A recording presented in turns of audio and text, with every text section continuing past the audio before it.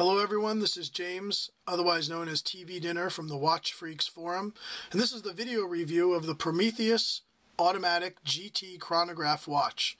This video review is part of the written and pictorial review done by Don, aka Tattoo Chef, on Saturday, April 9th, 2011 on the Watch Freaks forum. Let's get started. First, the watch box. The GT Chrono comes in a leather box. Soft leather feel. It's got the company logo printed right on the front, which is a nice little touch. Inside it comes with a manual and warranty card and a small pillow that the watch was on. The watch also was wrapped in plastic to protect it upon delivery. The box is a nice box. As with most of these boxes, they usually end up in a closet somewhere. So instead of dwelling on this, let's go on to the watch. This is the Prometheus GT Chronograph watch. It's a really nice looking watch which has a lot of neat features that we're going to go over. Some of the basic specs of this watch: it's 44mm width, excluding the crowns. It's 22mm lug width. The entire case is made out of 316L stainless steel and has a bead blasted hard finish, which is really nice looking in person. It has sapphire crystal on both the front and the exhibition case back, which is a nice touch. And of course the movement is the highly desirable ETA 7750 automatic chronograph movement. It's a really nice movement that we'll get to in a little while. It's really decorated with some beautiful blue screws, and we'll talk about that a little more. The watch comes on a thick black genuine leather strap, which has white stitching, a nice buckle here, and we'll get to all of this shortly. This watch comes with a 2-year warranty, manufacturer's warranty, so it's good to know that you have the 2 years if anything was to go wrong. So let's take a look at this watch, and the first thing you notice is the 3 subdials, the exposed date wheel, and of course this really interesting second hand. The second hand, I'm going to try to come in here, is actually shaped like a steering wheel. And the neat thing about that is that it looks like the steering wheel is spinning. It's really a nice touch, and it adds to the overall racing feel of this watch. The case design is also unique in the fact that the case back is 37mm and the top of the case is 44mm. This gives this watch a really unique curvature. You can see it right there, which makes this watch feel a lot larger on your wrist than you would think. To give you a quick view of that, you can see how the watch sits very tall, and again looks much larger on your wrist because of the shape. It's kind of like the Oris TT1 divers, which have a unique donut shape. This shape really makes this watch stand out. I love the smooth lines, very clean, very smooth on both sides. A lot of that has to do with the bead blasting finish. And on this side here, the pushers and the crown, you can notice the logo on the crown. Again, very clean, very uniform. One thing about the lugs that I found interesting is where the pin and hole placement is. You notice how high it is. On a lot of watches, you have a much lower pin placement. This is a really unique and feature that I like, so if you were to add another strap or even a bracelet, it's going to be very, very close to the case. It's a nice touch. You don't have that big gap that you sometimes see between the end of the strap and the case. Again, that's a nice look. I'll pull away so you can see how clean that is. The chronograph works just like a normal chronograph. Press the top to start.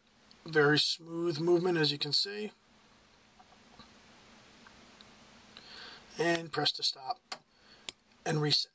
Everything lines up perfectly at 12, which is a nice, again, to see the quality. One thing you'll also notice is there's no bezel.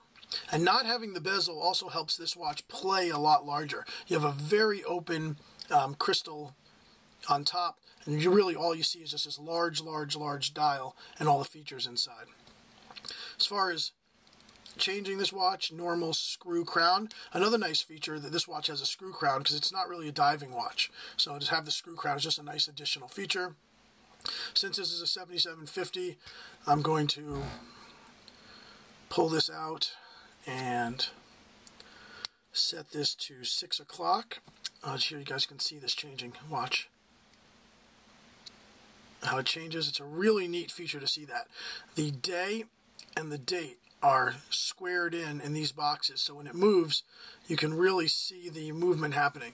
I'm going to bring this to 6 o'clock so I can change the day and date so you can see it. As with most 77 chronographs, you don't want to change the day or date between 9 and 3.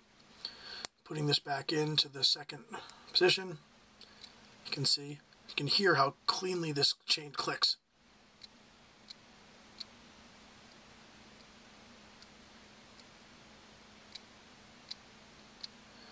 It's a really nice look there with the, I normally don't like the exposed date windows, but this one really works because it's not just 3 numbers. You're really seeing that wheel in motion and how it works. And it's a really nice look. Bring this back out. We'll move this forward to 10:10 for the rest of this review. And push it back in and screw it in.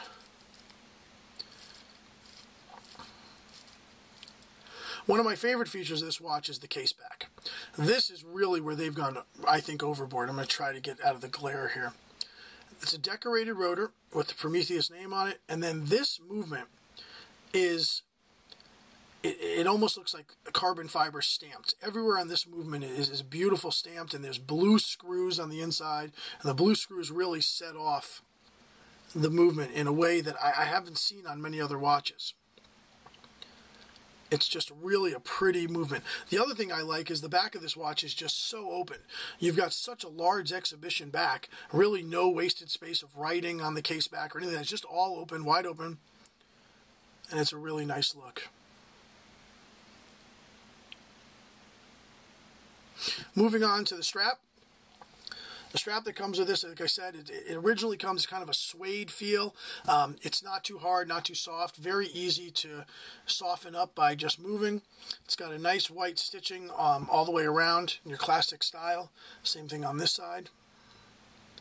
And then the buckle is not a Spartan buckle. What I liked is it's actually a stamped buckle. I'll try to get that. You can see the PWC right there for Prometheus Watch Company. It's a nice little added touch.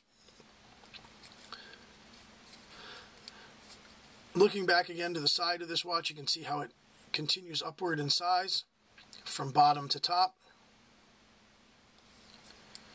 all the way around the case. I do like the red, the use of red. If you notice in the middle, it's a carbon fiber middle piece that goes around the subdials with the carbon fiber in the middle. And then you've got, of course, the subdials in the red here. The loom is interesting. The loom is really only on the hour and the minute hand. If I had one thing I wish they would have done was have more loom on either the hour markers or just some additional loom. To give you an idea of what the loom looks like, I'll turn this off so you can see.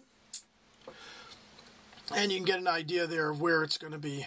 Your loom's going to be only on your hour and your minute hand. It's a bright loom. It's got pretty good last. You've got a little bit of color around the subdials, but overall it would have been nice to have some loom in the outside number markers.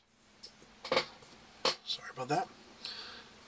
Overall, I'd say this watch is definitely a lot of value for the money.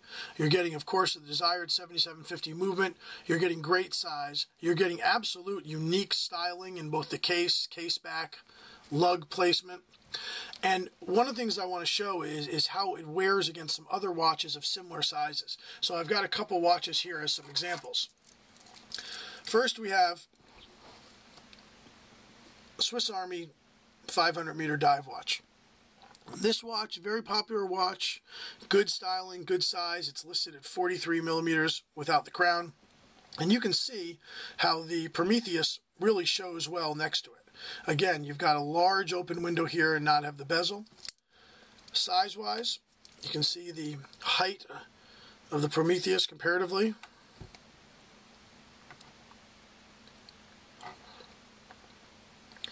Moving on to another watch, compare the Prometheus to, would be the Hamilton X-Wind. Now the X-Wind's a unique watch. It's listed at 44 millimeters, similar to this one, but it plays much larger because you have pushers on both sides. So this watch here looks about the same size, but again, the pushers on both sides of the X-Wind make it feel a little bit larger. Size-wise though, height, again, the Prometheus has some tremendous size, and the X-Wind is a pretty tall watch, but it's a nice size comparison. Moving on to another comparison, we've got the Deep Blue. Deep Blue is definitely a larger watch, listed at 46 millimeters compared to the 44. But if you look at this comparison, they really do play very similar. Again, a lot having to do with the bezel on the Deep Blue and not having the bezel on the Prometheus. Size-wise again, comparing the two. You can see the height there, and the height is pretty similar on this one. Uniform height across, where this one has that slope. Two more comparisons, just so you can really get a good view of how this watch compares. Next up would be the new Steinhardt Automatic Ocean 44.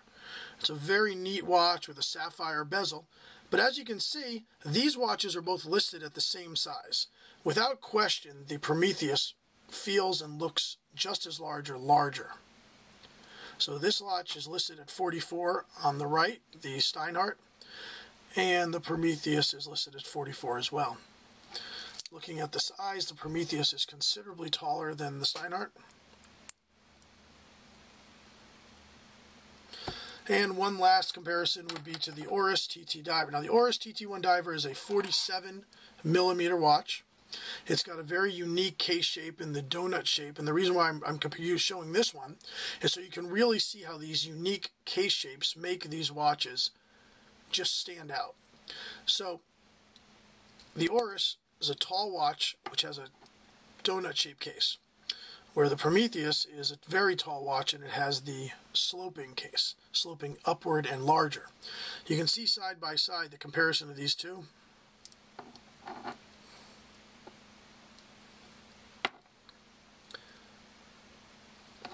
And you can also see how well the Prometheus shows as far as size.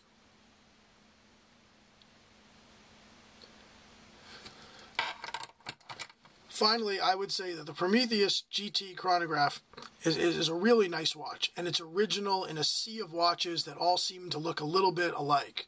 It seems that every watch we see nowadays has a similar case style, a similar bracelet, a similar dial design or dial layout, where this watch really is unique. I believe the company has gone overboard, really, doing the design of the watch, doing the open part here. The splash of red in the different areas really draws your eye to those features, and I think it was done intelligently to make this watch have a nice presence on your wrist. Again, looking at the wrist shot again, you can see how this watch wears.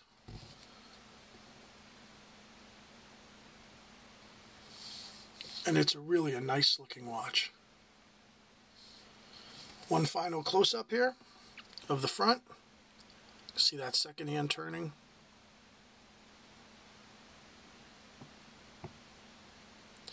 And of the case back with that beautiful exposed movement.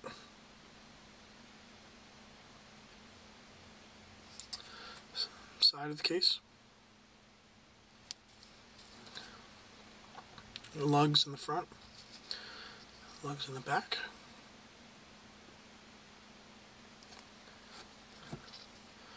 Crown side. Thank you again.